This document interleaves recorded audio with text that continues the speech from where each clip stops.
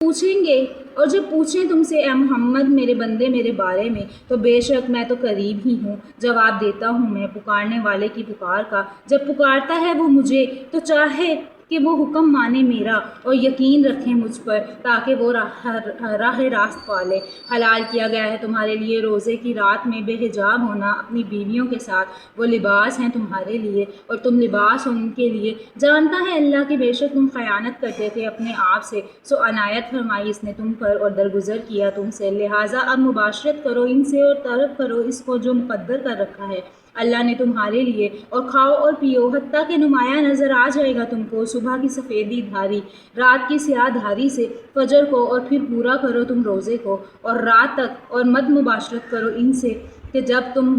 معتکف ہو مساجد میں، یہ حدیں ہیں مقرر کردہ اللہ کی، پس نہ نزدیک جانا تم ان کے۔ اس طرح کھول کر بیان کرتا ہے اللہ اپنے احکام لوگوں کے لیے تاکہ وہ غلط رویے سے بچے۔ اور نہ کھاؤ تم ایک دوسرے کا مال آپس میں ناحق، اور نہ پہنچاؤ اس کو حاکموں تک اس غرض سے کہ کھا جاؤ کچھ حصہ لوگوں کا مال کا ناجائز طریقے سے، حالانکہ تم جانتے ہو۔ پوچھتے ہیں تم سے نئے چاند کے بارے میں، کہو یہ تاریخیں مقررہ کرنے کا ذریعہ ہیں لوگوں کے لیے اور حج کے اوقات بھی،